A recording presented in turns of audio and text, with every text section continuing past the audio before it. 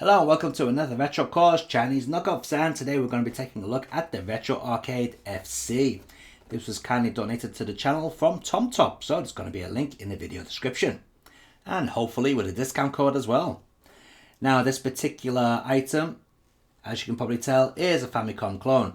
But don't turn it off yet, because what we want to focus on is how good this machine is built. Because the last one we covered, they kind of looked like this, wasn't particularly that good at doing what it was meant to do. So the box itself is fairly plain, but as you can see, you get a little controller down there. And what I do like is the graphics on the side here, where they use a really old TV to, well, give it that retro feeling. Now, in the box itself, you get two of these controllers. These are very similar to the controllers that came with the other device that look like this. But now we've got 6 face-on buttons. Now with this being a Famicom clone, what we're going to have is a weird sort of setup for buttons, but more modern than the traditional method. This will be your A and this will be your B. And these will be rapid fire versions. Not sure what these are going to be on this machine. Start and select, and a very reasonable D-pad with a pretty good rocking action. That should be good for fighting games. Now unfortunately these control pads terminate in a mini USB jack, so you can't use them on a PC. Maybe it's possible with an adapter, but I certainly don't have an adapter that I could try these with. Also in the package we get the standard cables and so on. USB cable to charge it and a video out cable. The device itself is built like a brick. It is rock solid. This thing is not going to be bending or twisting or breaking. Really is built solidly. Around the back of the machine we've got 2 inputs for the joypads. As I said, you get 2 joypads with it and a video out. Composite only, I'm afraid. Now here's the interesting thing. This is labelled joypad input 1 and joypad input 2, so you can actually use just the joypads on this without having to resort to using these controls here. And what's also interesting is these are dual function, so you can charge the machine using either port. So that's pretty handy. On this side we have a volume control, and on this side we have the power on and off switch. On the bottom we have the battery compartment and a big speaker grill. The battery in here is a 850 milliamp lithium ion rechargeable battery, like you got in old cell phones.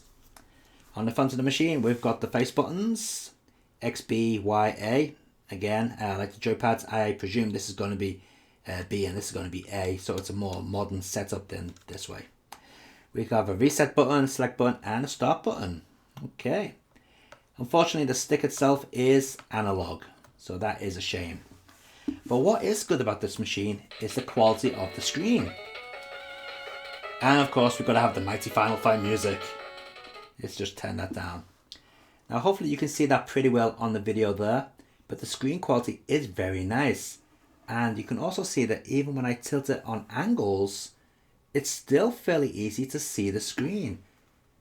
So it doesn't wash out at the slightest angle. Well, maybe on that angle it does a bit, but it is fairly good. You have to take my word on that. See if we can get that in focus without the light shining on it. Okay, so let's connect this thing up to the TV and see how it runs. But before I do that, let's quickly take a look at a game running on here. And what I'm going to do is connect up this little joypad here, so I don't have my hands in the way.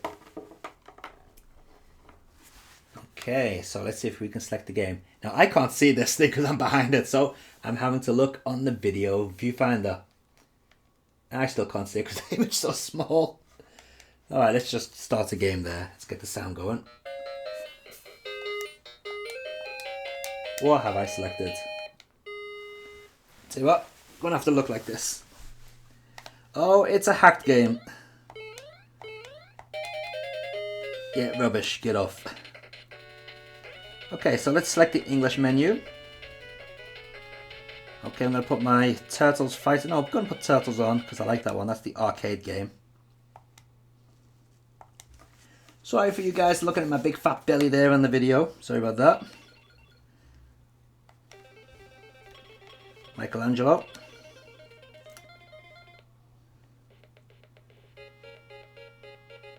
I do miss the speech.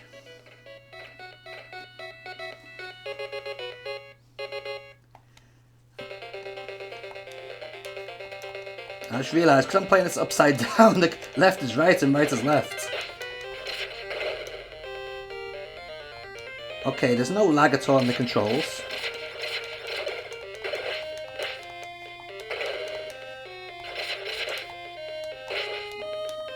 Right, the L and R buttons, in the case of this game's emulation, don't do anything. But the X, or the B and X button I should say, are the actual turbo versions of the regular buttons. Okay, let's take a quick look at another game. Unfortunately, you can't reset it using the pad, which is a shame. You've got to reset the machine by pressing the button on it. As you can see, it's got 360 games built in. Alright, Double Dragon 3. Come on.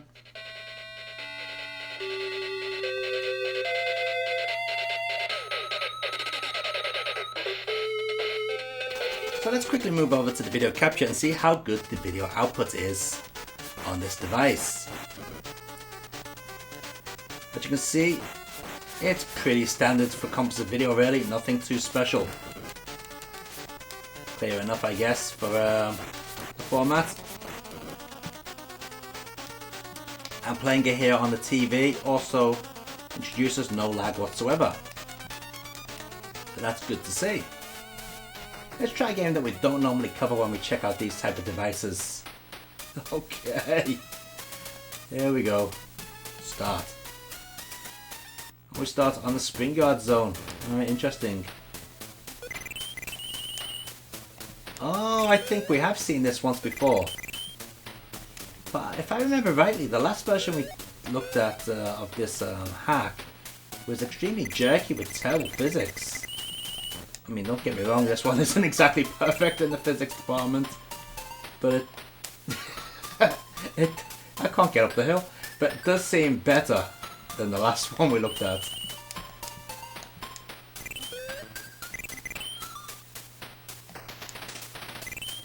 Yeah, very interesting. Okay, let's take a look at another game. Here we go, taking a look at Jackie Chan. Now this is a classic. Not as good as the PC Engine version, mind you, but still a great game.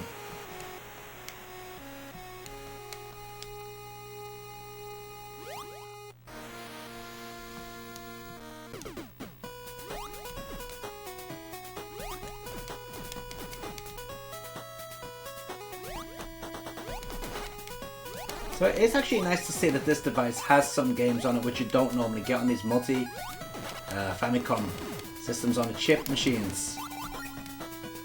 And the sound is maybe not perfect, but graphically it seems to be holding up pretty well.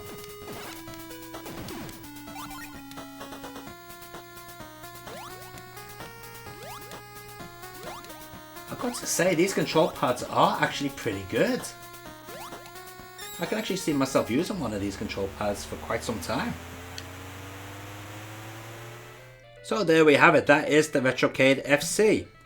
And to be honest, if you're just after a little Famicom clone, this is pretty cool. I mean, it doesn't even cost a lot of money, so basically you're getting a pretty good device for the price. The build quality is rock solid, and I have to admit that these control pads that it comes with, here's one still wrapped up, are actually very comfortable to use. How long they'll last is a question which I can't answer, but I was using the opened one for quite some time, and yeah, I didn't get a hand cramp at all. Felt very nice. So if you're after one of these little devices, the link is in the video description below, and I can tell you that I have actually had this left running for about 3.5 hours now, and it's still going pretty strong. Unfortunately, there's no battery indicator to tell us how long the battery has left on it, but 3.5 hours so, and it's still going, so yeah, I'd say that is worthy of a purchase. In fact, it's been going so long that the main camera I used to record the video has run out of power. Yeah, oh well, never mind.